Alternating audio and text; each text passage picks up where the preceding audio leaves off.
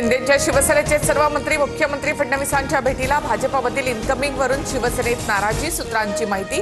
Cabinet बैठकीवर देखील बहिष्कार। उल्हासनगरमध्ये तुम्ही सुरुवात केली, यापुढे आता एकमेकांना प्रवेश देऊ नका, दोन्ही पक्षांनी या गोष्टी पाळाव्यात। मुख्यमंत्री फडणवीसांच्या भाजपसह शिंदे सेनेला सूचना, सूत्रांची माहिती।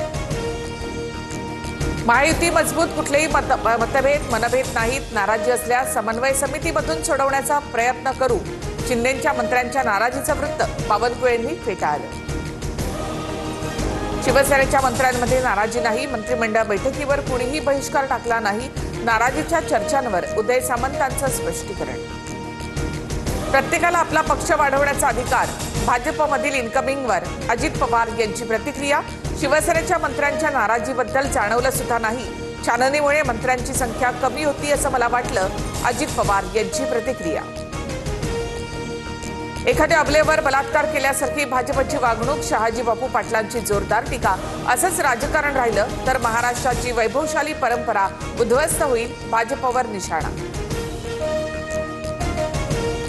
मंडवा जमीन गैरव्यवहार प्रकरणात मुठे समितीचा अहवाल विभागीय आयुक्तांना सादर।